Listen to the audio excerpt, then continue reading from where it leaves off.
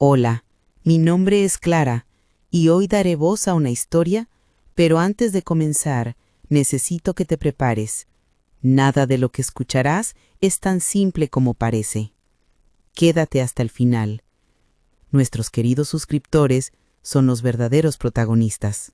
Hay cosas que una nunca piensa que le van a pasar. Cosas que ves en la televisión o que escuchas en la radio y piensas, bueno, eso le pasa a otra gente. No a ti, no a tu familia. Pero a veces la vida te sorprende de maneras que ni siquiera sabías que eran posibles. Me llamo Carmen, tengo 64 años y esta es mi historia. Todo empezó un martes por la tarde, un martes normal, de esos que no tienen nada especial. Yo estaba en la cocina preparando el almuerzo. Recuerdo que eran lentejas. A mi esposo Roberto siempre le habían gustado las lentejas. 38 años de matrimonio y todavía me pedía lentejas cada semana. Estaba revolviendo la olla cuando sonó mi teléfono. Era un mensaje de mi hija mayor, Daniela. «Mamá, necesito hablar contigo. Es importante». Yo pensé que tal vez necesitaba dinero otra vez, o que había tenido problemas con su esposo. Daniela siempre había sido un poco complicada, desde chica, pero era mi hija, y una madre siempre está ahí para sus hijos, ¿verdad? Le respondí enseguida. «Claro, mi amor, llámame cuando puedas». Pero no me llamó, me mandó otro mensaje. «No, mejor vente a casa, hoy, a las 6. Van a estar todos». Todos. Esa palabra me dejó pensando. ¿Todos quiénes? ¿Mis 3 hijos? ¿Por qué querían reunirse así de repente, sin avisarme con tiempo? Roberto entró a la cocina en ese momento. Él ya estaba jubilado hacía 5 años. Yo todavía trabajaba medio tiempo en una tienda de ropa. No era mucho, pero me gustaba. Me gustaba salir de casa, hablar con la gente, sentirme útil. «¿Qué pasa?», me preguntó Roberto, viendo mi cara. «Daniela quiere que vayamos a su casa hoy. Dice que van a estar todos». Roberto frunció el ceño. Él tampoco entendía. «¿Pasó algo?». «No sé. Dice que es importante». Él se encogió de hombros. «Bueno, iremos entonces». Seguí cocinando, pero ya no podía concentrarme. Había algo en el tono del mensaje de Daniela, algo frío, algo que no me gustaba. A las 5:30 nos subimos al auto. Daniela vivía a 20 minutos de nuestra casa, en un barrio bonito. Su esposo ganaba bien. Ella no trabajaba. Se quedaba en casa con los niños. Cuando llegamos, vi que ya estaban los autos de mis otros 2 hijos, el de Mateo y el de Valeria. Todos habían llegado antes que nosotros. Roberto estacionó y me miró. «¿Estás bien?». «Sí», le dije, pero no estaba bien. Tenía un nudo en el estómago. Tocamos el timbre. Daniela abrió la puerta casi inmediatamente, como si hubiera estado esperando detrás de ella. Me saludó con un beso rápido en la mejilla, sin sonrisa. «Pasen, están en la sala». La sala, como si fuera una reunión de negocios. Entramos. Mis 3 hijos estaban sentados en el sofá grande. Sus esposos y esposas también estaban ahí. Todos me miraron cuando entré. Nadie sonrió. «Siéntense», dijo Daniela, señalando el sofá individual que estaba frente a ellos. Roberto y yo nos sentamos juntos en ese sofá pequeño. Yo sentía que todos nos estaban mirando, como si fuéramos los acusados en un juicio. «Bueno», dijo Mateo, mi hijo del medio. Él siempre había sido el más directo. «Los llamamos porque necesitamos hablar de algo serio». «¿Qué pasó?», pregunté. Mi voz sonó más débil de lo que yo quería. Daniela sacó unos papeles de la mesa de centro. Los puso frente a mí. «Mamá, papá necesita atención especial. Ya no puede vivir solo. O bueno, contigo nada más». Miré a Roberto. Él también parecía confundido. «¿De qué estás hablando?», preguntó Roberto. «Yo estoy bien». «No, papá», dijo Valeria. mi hija menor. Ya no estás bien, te olvidas de las cosas. El otro día no recordabas dónde habías dejado el auto. Eso le pasa a cualquiera, dije yo, sintiendo que la voz se me quebraba un poco. Mamá, dijo Mateo con ese tono que usaba cuando quería explicarle algo a alguien que consideraba menos inteligente que él. Hemos estado hablando, los tres, y creemos que papá necesita estar en un lugar donde lo cuiden profesionalmente. ¿Un lugar?, repetí. ¿Qué lugar? Una residencia, dijo Daniela. Ya investigamos. Hay una muy buena a media hora de aquí. Tiene jardín, actividades, enfermeras todo el tiempo. Sentí como si alguien me hubiera golpeado en el pecho. No, dije, tu papá no va a ninguna residencia. Mamá, sé realista, dijo Valeria. Tú trabajas, no puedes estar con él todo el tiempo. ¿Y si le pasa algo cuando estás en la tienda? Yo puedo cuidarlo, puedo dejar el trabajo si es necesario. No es solo eso, dijo Daniela. Tomó otro papel. También está el tema de la casa. ¿Qué tema?, preguntó Roberto. Él se veía cada vez más pálido. La casa es muy grande para ustedes dos, y si papá va a estar en la residencia, mamá no puede quedarse ahí sola. Es demasiado. Podría vivir con alguno de nosotros, dijo Daniela rápidamente. Tenemos espacio. O, continuó Mateo, podrían vender la casa. Con ese dinero se paga la residencia de papá y te alcanza para un departamento pequeño, mamá. Ahí fue cuando entendí. No era preocupación, era cálculo. Un momento, dije. Mi voz sonaba temblorosa, pero traté de mantenerme firme. Nuestra casa no está en venta. Mamá, no seas terca, dijo Daniela. Tienen que pensar en el futuro, en lo práctico. Lo práctico, repetí. La palabra me sonaba vacía, fría. Roberto puso su mano sobre la mía. Sus dedos estaban fríos.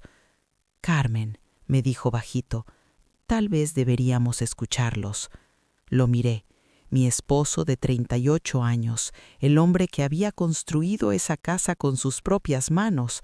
Bueno, no literalmente, pero había trabajado doble turno durante años para pagarla.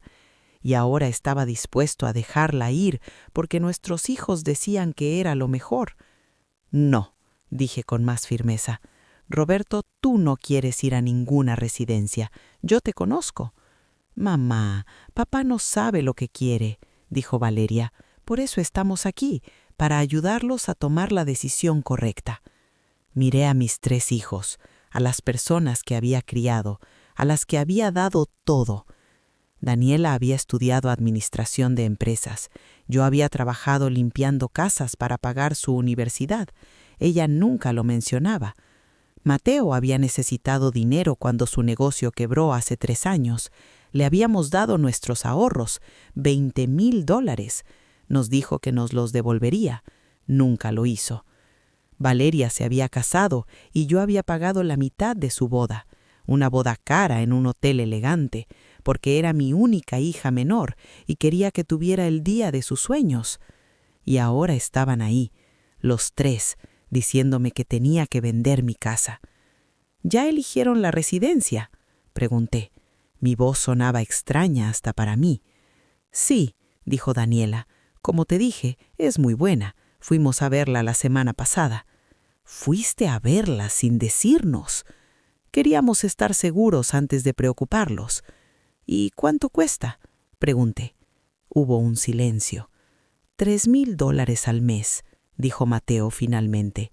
Sentí que el aire se me iba de los pulmones. Nosotros no tenemos $3,000 al mes, dije. Por eso hay que vender la casa, dijo Daniela. El dinero de la venta alcanza para varios años y después veremos. Y después veremos, repetí. Roberto va a vivir más que unos años. ¿Qué pasa cuando se acabe el dinero? Otro silencio. Bueno, dijo Valeria, para entonces tal vez el seguro social cubra algo, o podemos buscar un lugar más económico. Un lugar más económico. Hablaban de mi esposo como si fuera un mueble que había que guardar en algún lado. No, dije, me puse de pie. No vamos a vender la casa y Roberto no va a ninguna residencia. Mamá, dijo Daniela, también poniéndose de pie, tienes que ser razonable. Soy razonable. Ustedes son los que no lo están siendo. Nosotros solo queremos lo mejor para papá, dijo Mateo. ¿Lo mejor para papá o lo mejor para ustedes? Las palabras salieron de mi boca antes de que pudiera detenerlas. Daniela se puso roja. ¿Qué se supone que significa eso? Significa que si vendemos la casa, ¿quién se queda con el dinero que sobre después de pagar la residencia? ¿Nosotros o ustedes? No puedo creer que estés diciendo esto, dijo Valeria. Parecía ofendida, como si yo fuera la mala de la historia. Yo no puedo creer que ustedes hayan planeado todo esto sin siquiera preguntarnos qué queremos.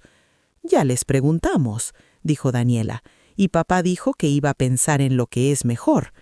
Miré a Roberto. Él tenía la cabeza baja. No me miraba. Roberto, le dije, mírame. Él levantó la cabeza lentamente. Tenía los ojos húmedos. ¿Tú quieres ir a una residencia?, le pregunté. Él negó la cabeza. No. Entonces, ¿por qué no les dijiste que no? Porque... Su voz se quebró. Tal vez tengan razón. Tal vez soy una carga para ti. Sentí que algo se rompía dentro de mi pecho. Nunca, le dije, nunca has sido una carga para mí. Mamá, esto no se trata de sentimientos, se trata de lo que es práctico, de lo que es seguro. Para ustedes, dije, es seguro para ustedes, porque así no tienen que preocuparse, no tienen que venir a visitarnos, no tienen que ayudarnos, solo ponen a papá en un lugar y ya, problema resuelto. Eso no es justo, dijo Valeria. No es justo. Mi voz subió de volumen. ¿Saben qué no es justo? Que ni siquiera me preguntaran, que decidieran todo entre ustedes y después me llamaran aquí como si yo fuera una empleada que tiene que aceptar órdenes. Nadie te está dando órdenes, dijo Daniela. ¿Ah, no? Entonces, ¿qué es esto? Señalé los papeles en la mesa, los papeles con información sobre la residencia, los papeles que ellos ya habían impreso, ya habían preparado. Es información, dijo Daniela, para que tomen una decisión informada. Ustedes ya tomaron la decisión, dije. Solo querían que nosotros dijéramos que sí. Me di la vuelta y le extendí la mano a Roberto. Vámonos. Él se levantó. Se veía cansado, derrotado. Mamá, espera, dijo Valeria. No te vayas enojada. No estoy enojada, dije. Y era verdad. No estaba enojada. Estaba rota. Estaba decepcionada. Estaba dolida de una manera que nunca había sentido antes. Piénsalo, dijo Daniela. Es todo lo que te pedimos. Piénsalo. No respondí. Solo caminé hacia la puerta. Roberto me siguió. Cuando llegamos al auto, ninguno de los dos habló. Roberto se sentó en el asiento del pasajero y se quedó mirando por la ventana. Yo manejé en silencio. Las lágrimas empezaron a caer cuando estábamos a mitad de camino a casa. Traté de limpiarlas rápido para que Roberto no se diera cuenta, pero él sí se dio cuenta. «Lo siento», dijo Roberto en voz baja. «No», le dije, «no lo sientas. Tú no hiciste nada malo». «Soy una carga», dijo. «No lo eres». «Ellos piensan que sí». No pude responder a eso, porque tal vez tenía razón. Esa noche no pude dormir. Me quedé despierta mirando el techo. Roberto se había dormido rápido, pero yo sabía que no era un sueño tranquilo. Se movía mucho. Hacía ruidos pequeños, como si estuviera teniendo pesadillas. Seguía pensando en la reunión, en cómo mis hijos nos habían mirado, en cómo habían hablado de nosotros como si ya no fuéramos personas completas, como si ya no pudiéramos decidir por nosotros mismos. Me levanté a las 3 de la mañana y fui a la cocina. Preparé té de manzanilla. Me senté en la mesa y miré por la ventana. La calle estaba vacía. silenciosa. Mi teléfono vibró. Era un mensaje de Daniela. Mamá, sé que estás molesta, pero de verdad solo queremos ayudar.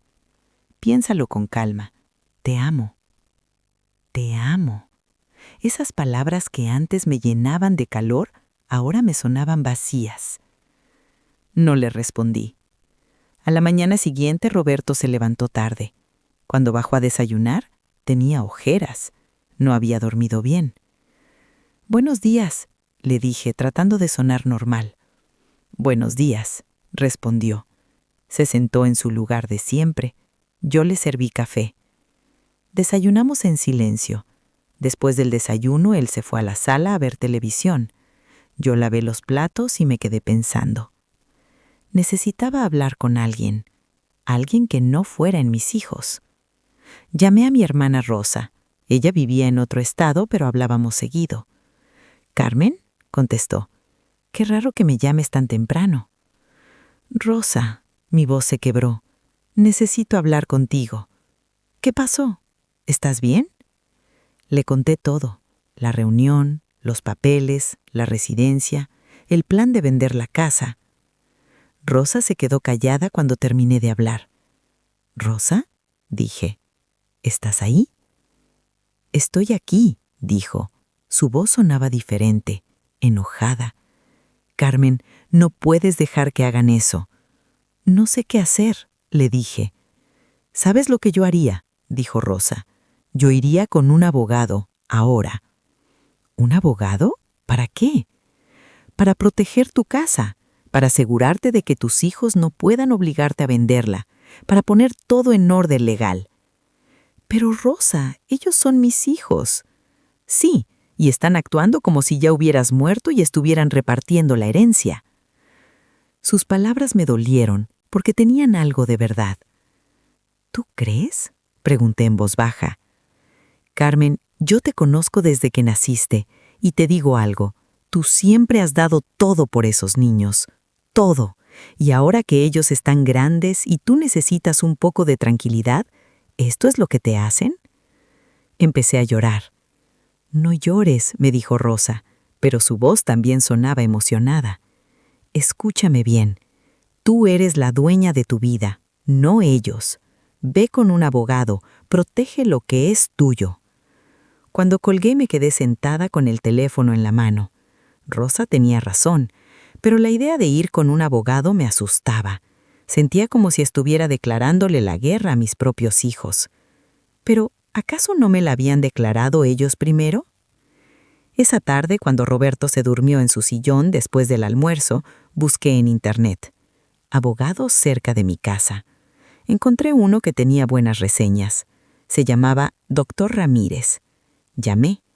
Una secretaria me contestó. «Bufete Ramírez, buenos días». «Hola», dije.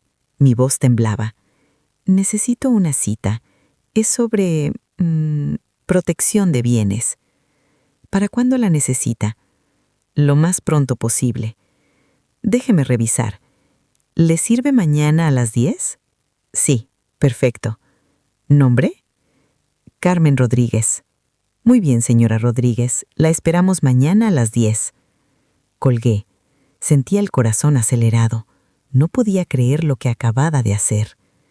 Esa noche Mateo me llamó. «¿Mamá?», dijo. «¿Cómo estás?». «Bien», mentí. «Mira, estaba pensando sobre lo de ayer. Tal vez fuimos muy directos, pero es que de verdad nos preocupa papá, y tú también». «Ajá», dije. No sabía qué más decir. «¿Ya lo pensaste? Lo de la residencia. No tiene que ser inmediato. Podemos esperar unos meses, pero sí creemos que sería bueno que empezaras a considerar vender la casa. Es mucho para ti». «Mateo, esa casa es mía y de tu papá. Nadie la va a vender». «Mamá, no te cierres. Solo piénsalo». «Ya lo pensé». ¿Y?» «Y no. La respuesta es no». Hubo un silencio largo. «Está bien», dijo finalmente. «Pero cuando necesites ayuda, no digas que no te lo advertimos». Colgó. Me quedé con el teléfono en la mano, sintiendo algo frío en el estómago. Esa última frase, cuando necesites ayuda, no digas que no te lo advertimos. Sonaba como una amenaza. A la mañana siguiente le dije a Roberto que tenía que salir. ¿A dónde?, me preguntó. No quería mentirle, pero tampoco quería preocuparlo. Tengo unas cosas que hacer, le dije. Vuelvo en unas horas. Él asintió.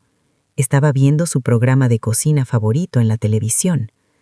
Manejé hasta el bufete del doctor Ramírez. Estaba en un edificio pequeño en el centro. Subí las escaleras. Mis piernas temblaban.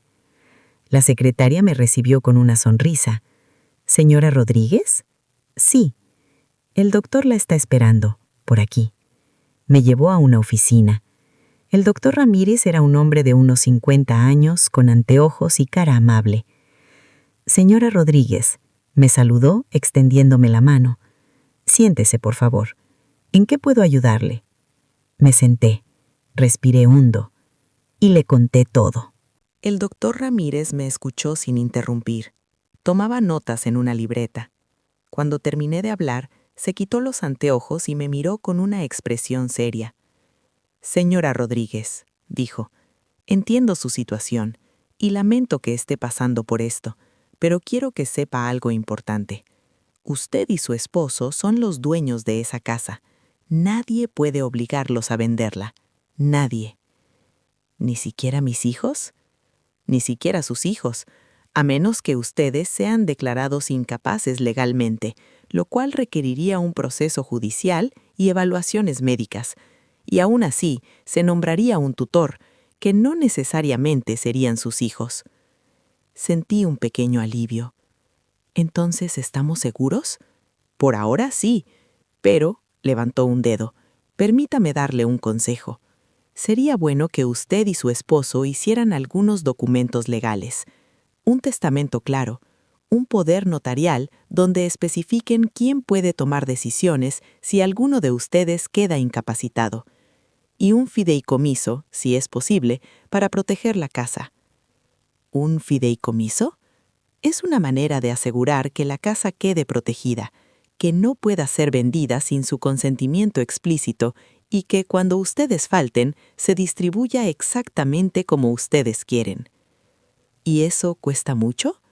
Depende de la complejidad, pero puedo darle un presupuesto. Lo importante es que lo hagan pronto, mientras estén en plenas facultades mentales y puedan firmar sin que nadie cuestione su capacidad. Asentí. Tenía sentido. Hay algo más, dijo el doctor Ramírez. ¿Sus hijos saben que está aquí? No. Bien, le recomiendo que no les diga nada por ahora. Primero hagamos los documentos. Después ya veremos. Me dio un presupuesto. Era dinero que tendríamos que sacar de nuestros ahorros, pero valía la pena. ¿Cuánto tiempo toma?, pregunté. Si traen toda la documentación, podemos tener todo listo en 2 semanas. Hagámoslo, dije. Cuando salí del bufete me sentía diferente, más firme, como si por fin hubiera tomado el control de algo, pero también sentía tristeza, porque nunca pensé que tendría que protegerme de mis propios hijos. Durante las siguientes 2 semanas, Roberto y yo fuimos varias veces al bufete. Le expliqué todo a Roberto. Al principio se resistió. No quiero causar problemas, me dijo. No estás causando problemas, le dije. Estás protegiendo lo que es nuestro. Firmamos papeles, hicimos el testamento, el poder notarial, el fideicomiso. Todo quedó establecido claramente. La casa era nuestra, y cuando nosotros faltáramos, se vendería y el dinero se dividiría en partes iguales entre nuestros 3 hijos. Pero mientras viviéramos, nadie podía tocarla. Mis hijos llamaron varias veces durante esas 2 semanas, siempre con la misma canción, que pensáramos en la residencia, que la casa era mucho para nosotros, que ellos solo querían ayudar. Yo les decía que lo estábamos pensando, pero no les daba más detalles. Daniela vino a visitarnos un día, sin avisar. Tocó el timbre un sábado por la mañana. «Hola, mamá», me dijo cuando abrí la puerta. Traía una bolsa con pan dulce. Pensé que podíamos desayunar juntas. No pude negarme. Era mi hija. Desayunamos en la cocina. Ella habló de sus niños, de su esposo, de cosas normales, como si la reunión de hace 2 semanas nunca hubiera pasado. Pero después, mientras tomábamos el café, sacó el tema. «Mamá», dijo, «¿ya pensaste en lo que hablamos?» «Sí», dije. «¿Y?» «Y tu papá y yo decidimos que nos vamos a quedar en nuestra casa». Ella suspiró. «Mamá, sé que es difícil, pero tienen que ser realistas». Somos realistas, y nuestra realidad es que esta es nuestra casa y aquí nos vamos a quedar. ¿Y si papá empeora? ¿Y si necesita cuidados que tú no puedes darle? Entonces contrataré a alguien que nos ayude, pero no vamos a vender la casa. Mamá, estás siendo terca. No soy terca, soy clara. Daniela dejó su taza en la mesa con más fuerza de la necesaria. «¿Sabes qué?», dijo. «Está bien, haz lo que quieras, pero cuando las cosas se pongan difíciles, no nos pidas ayuda». Se levantó, tomó su bolsa. «Gracias por el desayuno», dijo con voz fría, y se fue. Me quedé sentada en la cocina, sola, mirando la taza de café de Daniela todavía humeante sobre la mesa. Roberto entró. «¿Se fue Daniela?» «Sí». «¿Está enojada?» «Sí». Él se sentó frente a mí. «Carmen, tal vez deberíamos...» «No», lo interrumpí. «Roberto, esta es nuestra casa. Trabajamos 30 años para pagarla. No la vamos a vender porque ellos quieren el dinero». «No es por el dinero», dijo él. «Ellos están preocupados». «¿De verdad lo crees?» Él no respondió. Los días pasaron. Mateo y Valeria también dejaron de llamar tanto. Cuando llamaban, las conversaciones eran cortas, frías. Yo seguía trabajando en la tienda. Trataba de mantenerme ocupada, pero por las noches me quedaba despierta pensando, preguntándome si estaba haciendo lo correcto, preguntándome si mis hijos tenían razón. Hasta que un día, algo pasó que cambió todo. Era un jueves. Yo había salido a trabajar como siempre. Roberto se había quedado en casa. Él estaba bien solo por unas horas. Veía televisión, leía el periódico, a veces salía a caminar por el barrio. Pero ese día, cuando llegué a casa a las 2 de la tarde, encontré a Roberto sentado en la sala. Estaba llorando. «Roberto», corrí hacia él. «¿Qué pasó? ¿Estás bien?» Él levantó la mirada. Tenía los ojos rojos. «Vino Mateo», dijo. «¿Mateo estuvo aquí?» «¿Cuándo?» «Hace 1 hora, tal vez menos, no sé». «¿Y qué te dijo?» Roberto se limpió los ojos con el dorso de la mano. «Me dijo que soy egoísta, que te estoy arrastrando conmigo, que por mi culpa tú no puedes tener una vida tranquila». Sentí que la sangre me hervía. «¿Qué más te dijo?» «Me dijo que si yo te quisiera de verdad, aceptaría ir a la residencia, que así tú podrías vivir sin preocupaciones». «Roberto, mírame», le dije, tomándole la cara con las 2 manos. «Eso no es verdad. Nada de eso es verdad». «¿Y si tiene razón?», dijo él. «¿Y si soy una carga?». «No lo eres. No lo has sido nunca». Pero vi en sus ojos que no me creía del todo. Mateo había plantado una semilla de duda, y esa semilla iba a crecer. Esa noche llamé a Mateo. «¿Qué hiciste?», le dije sin saludarlo siquiera. «Mamá, no sé de qué hablas. Fuiste a mi casa, hablaste con tu papá, lo hiciste llorar». Yo solo le dije la verdad. ¿La verdad? ¿Cuál verdad? ¿Que él es una carga? ¿Que yo estaría mejor sin él? No dije eso. Entonces, ¿qué dijiste? Mateo suspiró. «Mamá, alguien tiene que hacerlos entrar en razón. Ustedes están siendo tercos, y papá es quien tiene que dar el primer paso». ¿Dar el primer paso? Mateo, tu papá está bien. Sí, a veces se olvida de cosas, como todos, pero está bien. No, mamá, no está bien, y tú no quieres verlo. Yo lo veo todos los días, tú lo ves una vez al mes. Porque ustedes no nos dejan ayudar. No queremos esa clase de ayuda. ¿Y qué clase de ayuda quieren? No tenía respuesta para eso, porque la verdad era que no necesitábamos ayuda, no todavía. No vuelvas a hablar con tu papá sin que yo esté presente, le dije. ¿Me estás prohibiendo ver a mi propio padre? Te estoy pidiendo respeto. El respeto se gana, mamá, y últimamente no has hecho mucho para ganártelo. Colgué antes de decir algo de lo que pudiera arrepentirme. Roberto había escuchado la conversación. Estaba parado en la puerta de la sala. «No quiero causar problemas entre tú y los niños», me dijo. «Roberto, ellos son los que están causando problemas, no tú». Pero vi la culpa en su rostro y supe que esa culpa no se iba a ir fácilmente. Los días siguientes fueron raros, silenciosos. Roberto hablaba menos, comía menos, se quedaba mirando por la ventana durante horas. Yo traté de animarlo, cocinaba sus comidas favoritas, poníamos sus programas preferidos, pero nada parecía funcionar. Una noche lo encontré en su estudio. Estaba mirando unos papeles viejos, fotos, documentos de cuando compramos la casa. «¿Qué haces?», le pregunté. «Recuerdo», dijo. «Recuerdo cuando esta casa era nueva para nosotros, cuando los niños eran chicos, cuando todo era más simple». Me senté a su lado. «Todavía puede ser simple», le dije. «No, Carmen, ya nada es simple».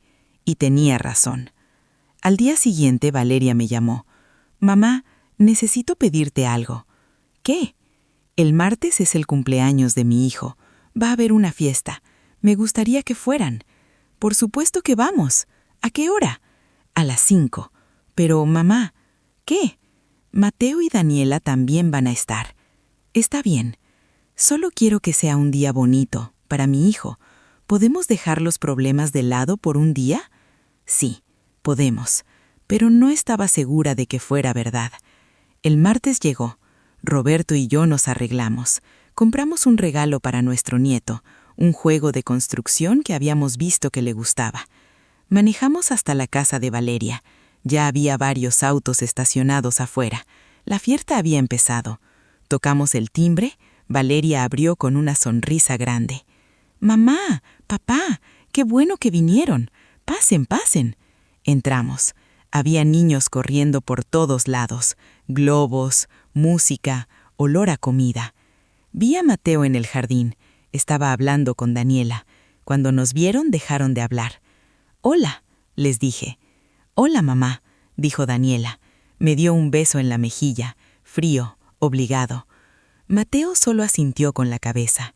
La fiesta continuó. Comimos pastel, cantamos el cumpleaños feliz. Los niños abrieron los regalos.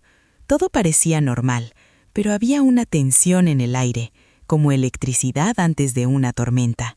Después del pastel, Valeria me llamó aparte. «Mamá, ¿podemos hablar un momento?» «Claro». Me llevó a su habitación, cerró la puerta. «¿Qué pasa?» Mi estómago se apretó. «¿Qué?» Mateo habló con un abogado. Sentí como si el piso se moviera bajo mis pies. «¿Qué?», logré decir. «Habló con un abogado», repitió Valeria. Su voz sonaba pequeña, avergonzada, sobre declarar a papá incapaz. «No puede hacer eso». «Sí puede. Si consigue que un médico firme que papá no puede tomar decisiones por sí mismo, puede iniciar un proceso legal». «Pero tu papá está bien». «Mamá, yo sé, y yo no estoy de acuerdo con Mateo, por eso te estoy diciendo. Pero él está decidido, y Daniela lo está apoyando». «¿Y tú?» «Yo no quiero problemas, quiero que todos estemos bien, pero no puedo quedarme callada y dejar que hagan algo así sin avisarte». Me senté en la cama. Las piernas no me sostenían. «¿Cuándo va a hacer esto?» «No sé, solo sé que ya habló con un abogado y que está buscando un médico que evalúe a papá». «¿Un médico? ¿Cuál médico?» «No sé». Respiré hondo, tratando de pensar, tratando de mantener la calma. «Gracias por decirme», le dije finalmente.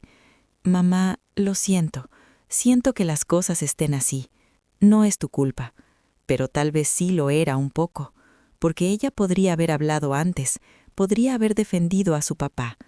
Salimos de la habitación. Volví al jardín. Roberto estaba sentado en una silla, solo. Los niños jugaban a su alrededor, pero él no los miraba. Tenía la vista perdida. Me senté a su lado. ¿Estás bien?, le pregunté. Sí, dijo, pero no me miró. Mateo pasó cerca de nosotros. Se detuvo. Papá, le dijo, ¿podemos hablar un momento? No, dije yo antes de que Roberto pudiera responder. No pueden. Mamá, esto no es contigo. Todo lo que tenga que ver con tu papá es conmigo. Mateo me miró con una mezcla de frustración y algo que parecía lástima. Está bien, dijo. Después hablamos. Y se fue. Nos quedamos en la fiesta un par de horas más, por cortesía, por no arruinar el cumpleaños de nuestro nieto, pero cuando pudimos, nos despedimos y nos fuimos. En el auto, Roberto finalmente habló. «Saben algo», dijo. «Los niños saben algo que yo no sé». «¿A qué te refieres?» «Están actuando como si yo ya no estuviera bien, como si ya no pudiera pensar por mí mismo, y tal vez tengan razón». «Roberto, no». «Carmen, yo me olvido de cosas, lo sé. El otro día no recordaba dónde había dejado mis anteojos. Estaban en mi cabeza. Eso nos pasa a todos. ¿Sí? ¿O solo me pasa a mí y tú estás siendo amable?» No supe qué responder. Esa noche no pude dormir otra vez. Me quedé pensando en lo que Valeria me había dicho. Mateo quería declarar a Roberto incapaz. Quería quitarnos el control de nuestras vidas. A la mañana siguiente llamé al doctor Ramírez. «Doctor», le dije cuando contestó, «necesito verlo. Es urgente». «¿Qué pasó?» «Mi hijo quiere declarar a mi esposo incapaz». Hubo un silencio. «Venga mañana a las 9. Traiga a su esposo». «¿Para qué?» «Vamos a necesitar una evaluación médica, una que esté de nuestro lado antes de que su hijo consiga la suya». Al día siguiente, Roberto y yo fuimos al bufete. El doctor Ramírez nos estaba esperando, y con él había otro hombre, un hombre mayor, de cabello blanco, con bata de doctor. «Señora Rodríguez, señor Rodríguez», nos saludó el doctor Ramírez. «Él es el doctor Mendoza, es psiquiatra, y va a hacer una evaluación para determinar si el señor Rodríguez está en plenas facultades mentales». Roberto me miró con pánico. «No te preocupes», le dije, tomándole la mano. «Todo va a estar bien». La evaluación duró 2 horas. El doctor Mendoza le hizo preguntas a Roberto, pruebas de memoria, de concentración, de lógica. Yo esperé afuera, mordiéndome las uñas, rezando. Finalmente salieron.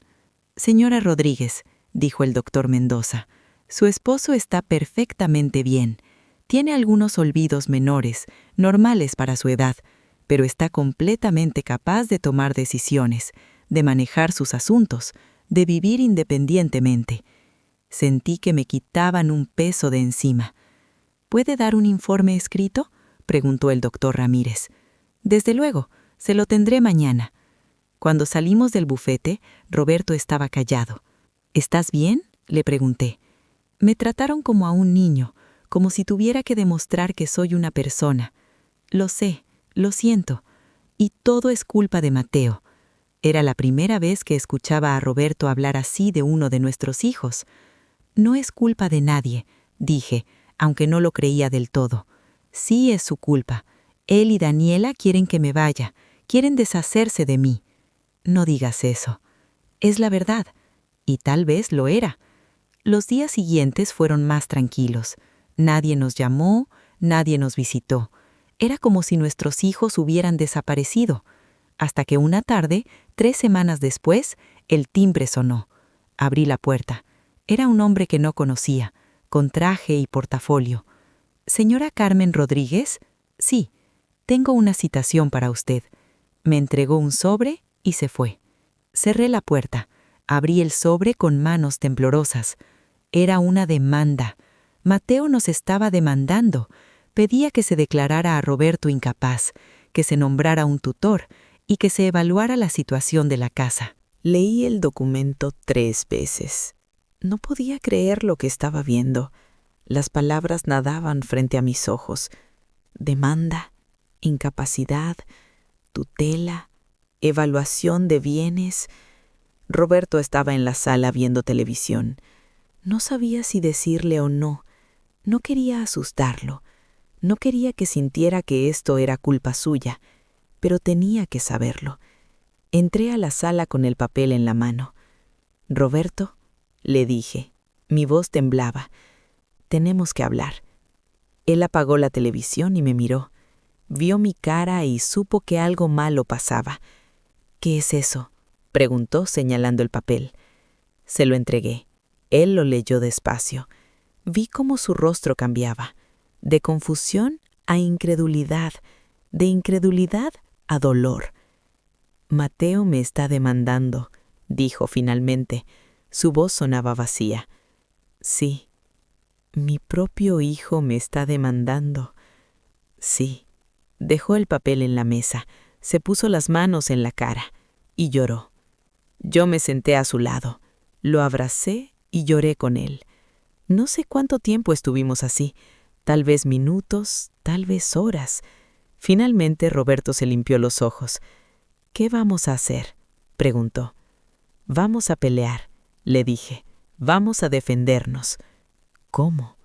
«Tenemos el informe del doctor Mendoza, tenemos los documentos que hicimos con el doctor Ramírez, tenemos todo lo que necesitamos.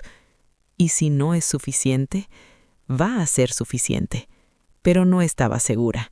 No estaba segura de nada. Llamé al doctor Ramírez. Le conté sobre la demanda. «Ya la vi», me dijo. «Me llegó una copia también. Van a pedirme que presente los documentos que hicimos». «¿Y eso es bueno?».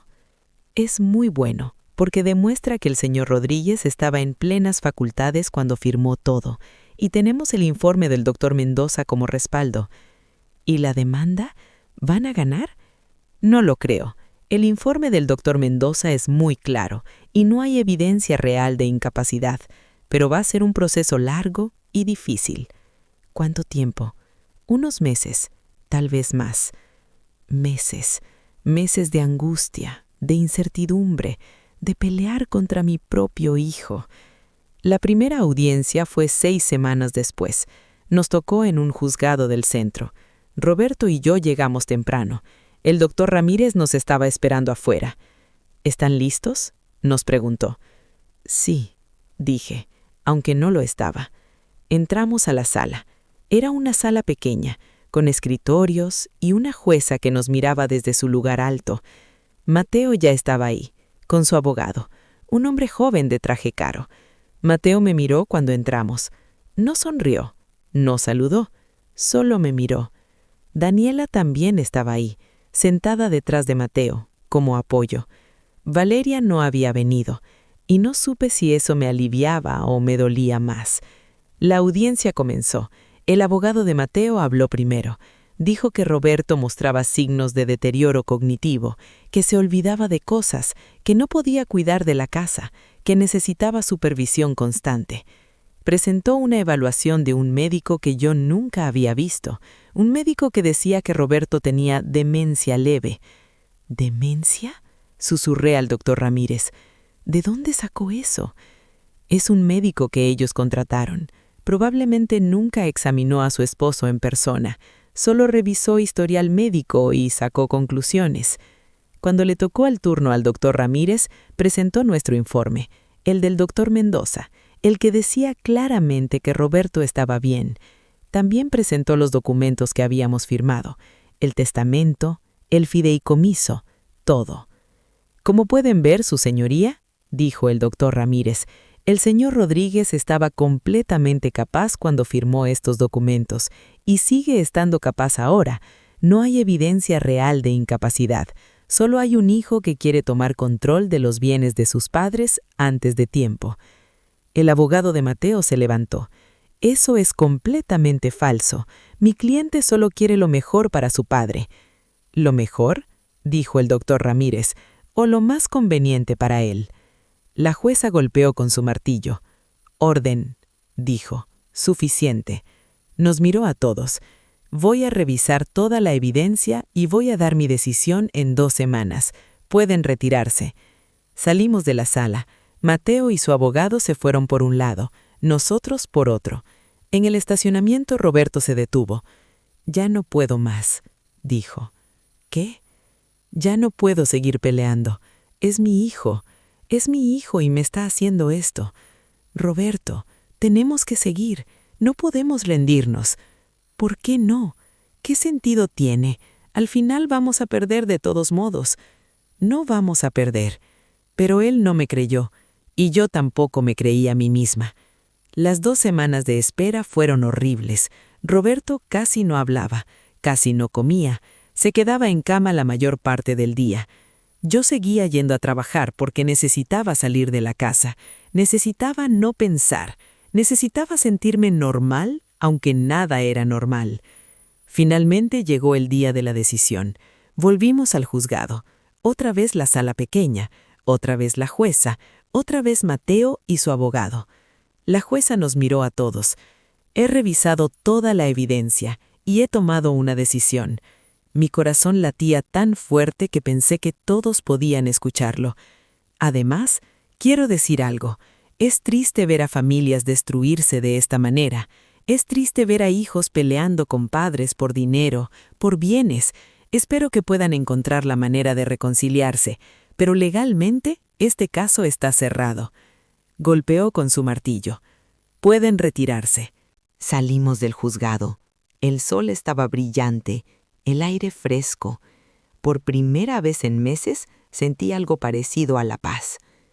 Roberto caminaba a mi lado, en silencio. No se veía feliz, no se veía aliviado, se veía cansado. El doctor Ramírez nos alcanzó en el estacionamiento. «Felicidades», nos dijo. «Ganaron». «Gracias», le dije, «por todo». «No hay nada que agradecer. Ustedes hicieron lo correcto, protegieron lo que es suyo». Nos dio la mano y se fue. Roberto y yo nos subimos al auto. Ninguno de los dos habló durante el camino a casa. Cuando llegamos, Roberto se fue directo a la habitación. Yo me quedé en la sala mirando por la ventana. Ni teléfono sonó. Era Valeria. «Mamá», dijo cuando contesté, «acabo de hablar con Mateo». «Ajá». «Está muy molesto». «Me imagino».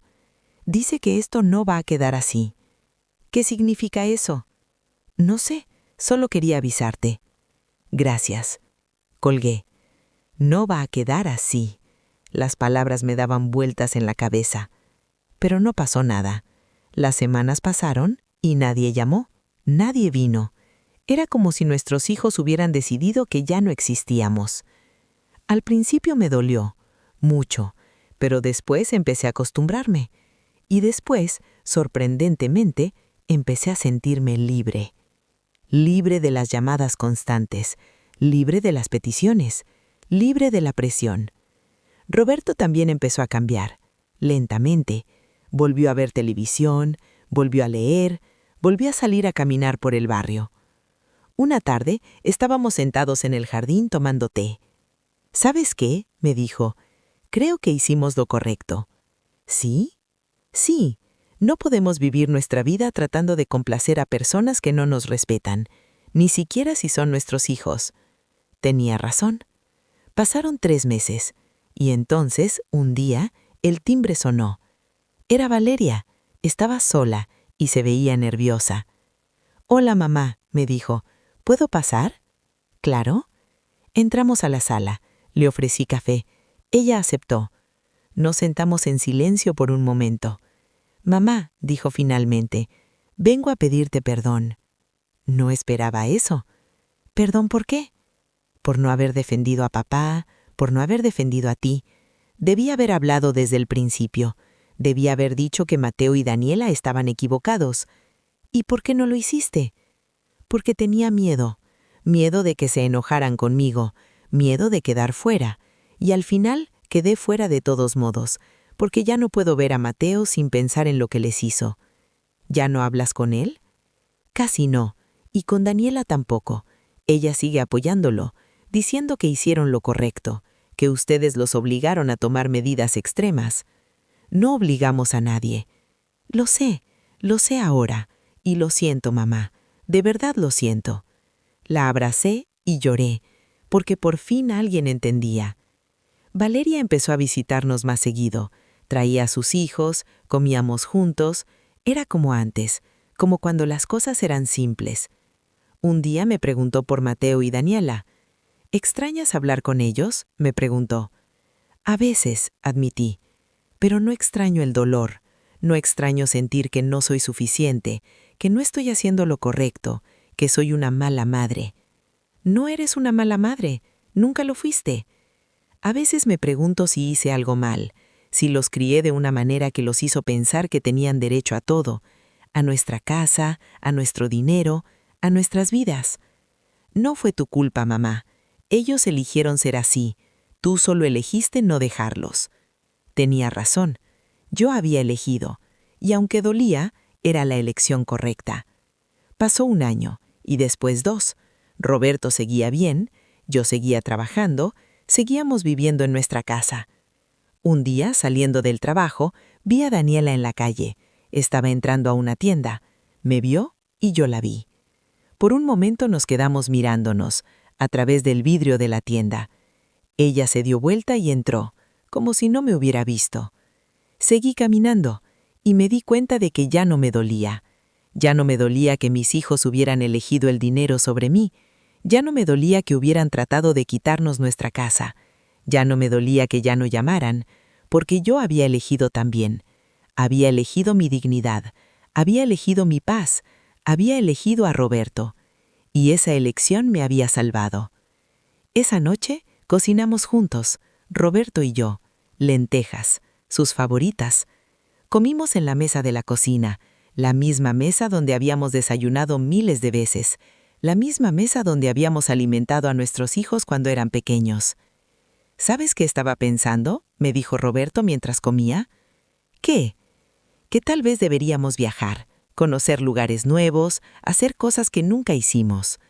¿Viajar? ¿Con qué dinero? Tenemos ahorros, no muchos, pero suficientes para un par de viajes pequeños. Sonreí. ¿A dónde quieres ir? A cualquier lado, a todos lados, mientras sea contigo. Y así fue como empezamos una nueva etapa de nuestras vidas. Viajamos. No mucho, no lejos, pero viajamos. Conocimos playas, montañas, pueblos pequeños. Hicimos amigos nuevos, gente que no nos conocía, gente que no sabía nuestra historia, gente que nos aceptaba como éramos. Y fuimos felices. Pasaron 3 años desde el juicio. 3 años desde que Mateo había tratado de declarar a Roberto incapaz. 3 años desde que había dejado de hablar con 2 de mis hijos. No voy a mentir y decir que fue fácil. Hubo noches en las que me despertaba llorando. Hubo días en los que veía a otras familias juntas y sentía un dolor profundo en el pecho. Hubo momentos en los que me preguntaba si valdría la pena mantenerme firme. Pero cada vez que veía a Roberto sonreír, cada vez que caminábamos por nuestro jardín, cada vez que me sentaba en nuestra sala, en nuestra casa, sabía que había valido la pena. Roberto cumplió 70 años. Hicimos una pequeña fiesta. Valeria vino con su familia. Mi hermana Rosa voló desde otro estado. Algunos vecinos se unieron, algunos amigos de la iglesia. No estaban Mateo ni Daniela, pero no los extrañé tanto como pensé que lo haría. Durante la fiesta, Rosa me llevó aparte. ¿Cómo te sientes?, me preguntó. Bien, le dije, y era verdad. ¿Los extrañas? A veces extraño a las personas que creí que eran, pero no extraño el dolor que me causaban. Eso es crecimiento, me dijo Rosa. Eso es sanación. Tal vez tenía razón. Un mes después del cumpleaños de Roberto, estaba en el supermercado cuando mi teléfono sonó. Era un número que no tenía guardado. «¿Hola?», contesté. «Mamá», era la voz de Mateo. Me quedé congelada en medio del pasillo de cereales. «¿Mateo?» «Sí, soy yo». Hubo un silencio largo. «¿Qué quieres?», le pregunté. Mi voz sonó más fría de lo que esperaba. «Necesito hablar contigo. ¿Podemos vernos?» «¿Para qué?» «Por favor, mamá, es importante». Parte de mí quería colgar. Parte de mí quería decirle que ya no tenía mamá, que había perdido ese derecho hace 3 años. Pero otra parte de mí, la parte que todavía lo recordaba como un niño pequeño, como mi hijo, no pudo decir que no. «Está bien», dije. «¿Dónde?» «En la cafetería del centro. ¿Mañana a las 3? «Ahí estaré». Colgué, y me quedé parada ahí, con el teléfono en la mano, preguntándome qué acababa de aceptar. Esa noche le conté a Roberto.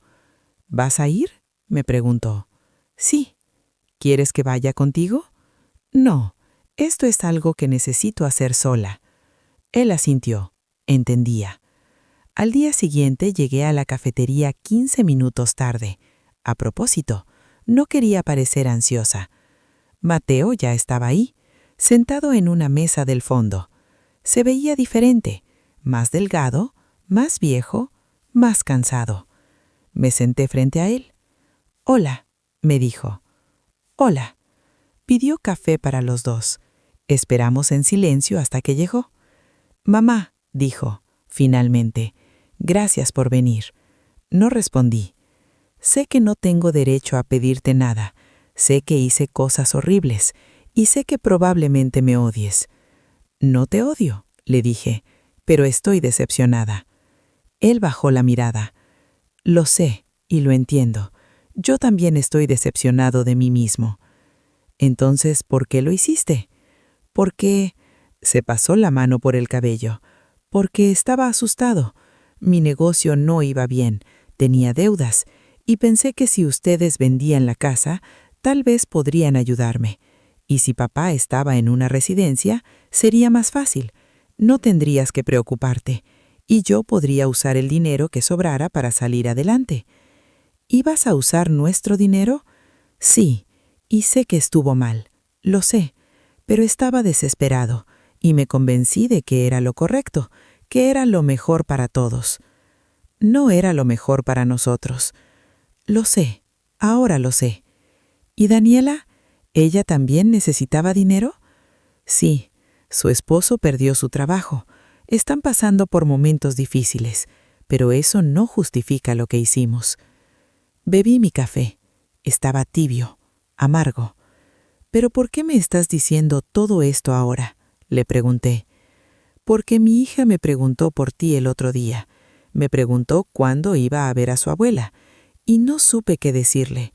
Me di cuenta de que he estado privando a mis hijos de su abuela por orgullo, por vergüenza, por miedo a admitir que me equivoqué». «¿Te equivocaste?», le dije. «Lo sé. Nos hiciste daño a tu papá y a mí. Lo sé. Y no sé si puedo perdonarte». Él asintió. Las lágrimas corrían por su rostro. «No te estoy pidiendo que me perdones ahora», dijo. «Solo te estoy pidiendo una oportunidad de tratar de arreglar las cosas, poco a poco, si tú quieres». Lo miré. Mi hijo, el niño que había criado, el niño que me había decepcionado tanto. «No sé», le dije. «Necesito tiempo». «Entiendo. Y esto no significa que vamos a volver a ser como antes. Eso ya no existe. Lo sé. Y si me vuelves a hacer daño, no habrá más oportunidades. Entiendo». Me levanté para irme. «Mamá», me dijo, «gracias por escucharme». No respondí. Solo me fui. Esa noche no pude dormir. Le había contado a Roberto sobre la conversación con Mateo. Él había escuchado en silencio. «¿Qué vas a hacer?», me preguntó. «No sé». «¿Le crees?». «No sé». Y era verdad. No sabía si creerle. No sabía si sus disculpas eran genuinas o si solo necesitaba algo más de nosotros. Pasaron 2 semanas. Mateo no me llamó, no me escribió, respetó mi espacio. Y entonces, un sábado por la mañana, el timbre sonó. Abrí la puerta. Era Mateo, con sus 2 hijos, un niño de 8 años y una niña de 5. «Hola, mamá», me dijo. «Sé que no avisé, pero los niños querían verte, y si no quieres, nos vamos, sin problema». Miré a mis nietos. Ellos me miraban con ojos grandes, esperanzados. «Hola, abuela», dijo la niña pequeña. Y ahí mi corazón se rompió. «Pasen», les dije. Los niños entraron corriendo. Mateo se quedó en la puerta. «¿Estás segura?», me preguntó. «Pasa», les repetí. Entramos, los niños corrieron hacia Roberto, que estaba en la sala. Él los recibió con una sonrisa grande, la primera sonrisa grande que le había visto en años. Mateo y yo nos sentamos en la cocina. «No estoy diciendo que todo está bien», le dije, «porque no lo está. Lo sé. Pero tampoco quiero que mis nietos sufran por nuestros errores». «Gracias», dijo él. «De verdad, gracias». Preparé chocolate caliente para los niños, galletitas, cosas que tenía guardadas para cuando Valeria traía a los suyos. Los niños jugaron en el jardín.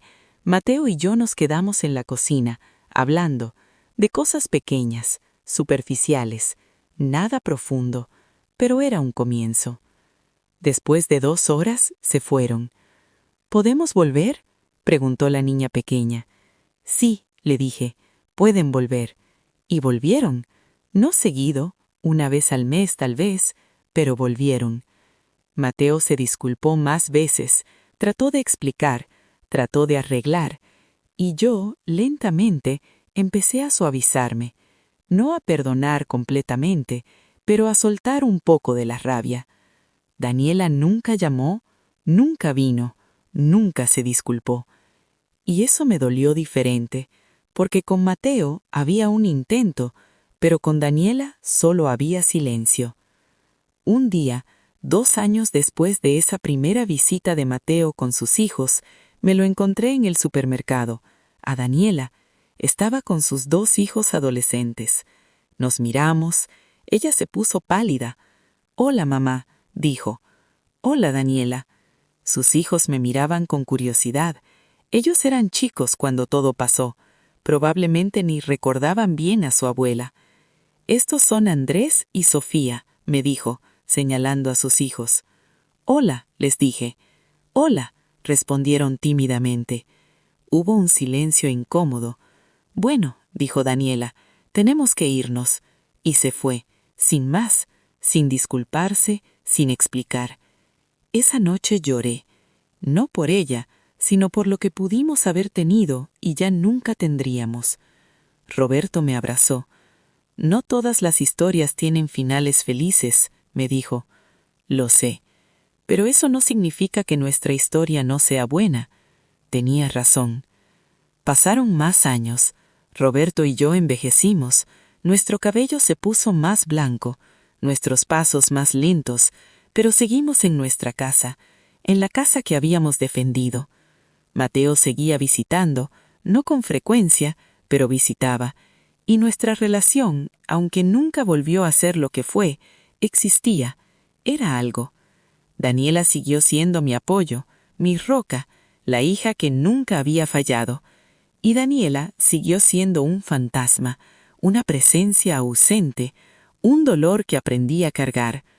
Un día, años después de todo, estaba en el jardín podando las rosas. Roberto estaba sentado en una silla viéndome.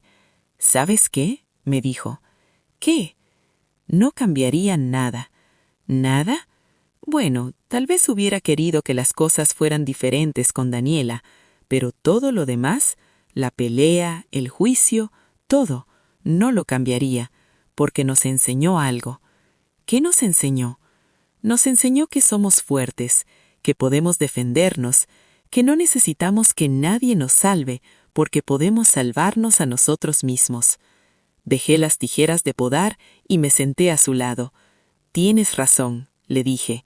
«Siempre tengo razón», dijo con una sonrisa. Reí y en ese momento, sentada en mi jardín, en mi casa, con mi esposo a mi lado, me di cuenta de algo. Había ganado. No había ganado a mis hijos de vuelta, no completamente, y tal vez nunca lo haría, pero había ganado algo más importante. Había ganado mi dignidad, mi respeto propio, mi paz. Había ganado el derecho a vivir mi vida en mis propios términos, y eso, al final, era todo lo que necesitaba. Esa noche, antes de dormir, Roberto me tomó la mano. «Gracias», me dijo. ¿Por qué? Porque no te rendiste, por pelear por mí, por pelear por nosotros. Siempre voy a pelear por nosotros, le dije. Lo sé. Y nos quedamos dormidos así, tomados de la mano, en nuestra casa, en nuestra cama, en nuestra vida. Una vida que habíamos defendido, una vida que habíamos elegido, una vida que a pesar de todo había valido la pena. Y si pudiera volver atrás, si pudiera cambiar algo, no lo haría, porque aprendí que a veces defender lo que es tuyo significa perder personas que amas, pero también significa encontrarte a ti mismo, y eso es lo más valioso de todo. Y esta fue la historia de hoy. Si quieres que le dé voz a la tuya, envíamela al correo que está en la descripción. Aquí, tú que estás suscrito eres el verdadero protagonista. Hasta la próxima historia.